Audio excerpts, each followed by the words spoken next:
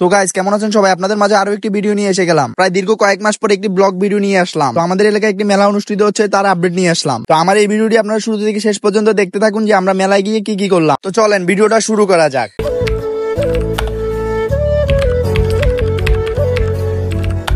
আসসালামু আলাইকুম guys, welcome back to my new blog. তো আপনারা সবাই কেমন আছেন? আর আল্লাহর রহমতে আমি অনেক অনেক বেশি ভালো আছি। তো দীর্ঘ কয়েক মাস পর আবার চলে আসলাম নতুন ব্লগ নিয়ে। তো ঠিকঠাক মতো সময় বের করতে পারতেছিলাম না, যার কারণে আপনাদেরকে বড় ভিডিও উপহার দেওয়া হচ্ছিল না। বাই দ্য ওয়ে, এখন চলে আসি মেইন কথায়। তো আজকে রাতে আমরা ছোট বড় সবাই একসাথে ছিলাম। তো সবাই মিলে কথা বলা বলির মাঝে ভেসে উঠলো যে আমাদের এলাকায় মেলা হচ্ছে। তো পোলাবান সবগুলো বসে বসে আইপিএল খেলা দেখতেছিল, আর আমি সবগুলোর তুলে নিয়ে এখন মেলায় চলে যাবো। আর আমাদের সবগুলো পোলাবানের কথা তো বাদে দিলাম, আমরা যদি কোনোখানে যাই আমাদের সবগুলো পোলাবান গেট আপ সেট আপ নিয়ে ব্যস্ত থাকি। তো আমরা সবাই মিলে প্রথমে রিক্সা খুঁজতেছিলাম, কেন জানি আজকে মনে হচ্ছিল আমাদের কপালে রিক্সায় জুটবে না। তো রিক্সা না পাওয়ার ফলে আমরা খুবই হতাশ, কিন্তু আমাদের এই হতাশতা বেশিক্ষণ থাকলো না। বড় ভাই দুজন থেকে আমরা রিক্সা না পাওয়ার ফলে এই গাড়িটি লিফট নিয়ে নিলাম। তো সবাই মিলে বেশ মজা করে মেলাতে যাচ্ছিলাম। তো আমাদের সবগুলো পোলাপানের গেট আপ তো দেখতেই পাচ্ছেন। তো গাড়ি দুটার পর এক একটা শিল্পী হয়ে যাচ্ছিল। বাইরে ভাই এক একটা গানের যে টান, শিল্পী জেমস কেও সহ হার মানিয়ে ফেলবে। তো এদিকে আমাদের প্রাণপ্রিয় নেতা হাঁটুর ব্যথা এমন ভাবে বসেছে যেন হাগু করতে বসছে।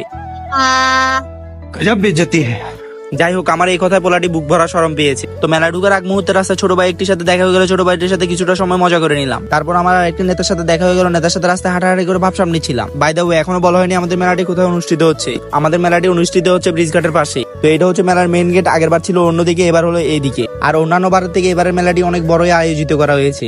অনেক বিশাল মাঠ জুড়ে এই মেলাটি অনুষ্ঠিত করা হয়েছে। মোটামুটি এই মেলায় আপনার প্রয়োজনীয় সবকিছু পেয়ে যাবেন। ছোট বাচ্চাদের খেলনা, রান্নার কাজে প্রয়োজনীয় সামগ্রী, বিভিন্ন ধরনের সুস্বাদু খাবার, আর মেলার বিখ্যাত তালপাতার পাখা, বিখ্যাত ও ঐতিহ্য কুটির শিল্প এই মেলায় পেয়ে যাবেন। তো মেলার মাঝখান দিয়ে আমাদের পোলাপান সবগুলো গেট আপ সেট আপ নিয়ে দাঁড়িয়েছিল। আর এদিক দিয়ে আমাদের নেতা সাহেব ভিডিওর মাঝখান দিয়ে এটা কি করলো।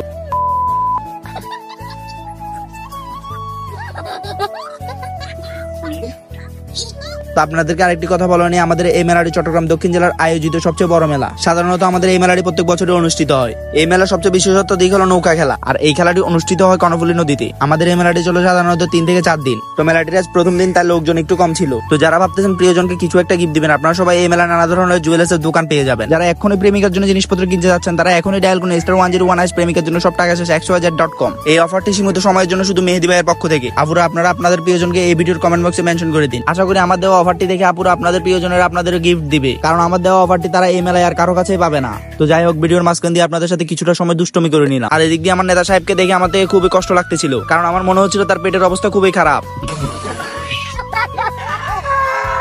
যাই হোক, এবারের আয়োজিত মেলাটি খুবই বড় এবং খুবই সুন্দর হয়েছে। তো অবশেষে আমার পুরো মেলা ঘোরাঘুরি করে দেখা শেষ। তো ভাই, মেলায় এসে এই জিনিসগুলো কেউ খায় না যে এমন মানুষের অভাব খুবই কম। আমার জানা মতে মেলায় খাওয়ার চেয়েও বেশি আত্মীয় স্বজন ও পরিবারের মানুষদের জন্য বাসায় কিনে নিয়ে যায়। তো এদিক দিয়ে আমরা দেখতে পাচ্ছিলাম ছোট বড় মানুষদের বিনোদনের জন্য কিছু জিনিসপত্র।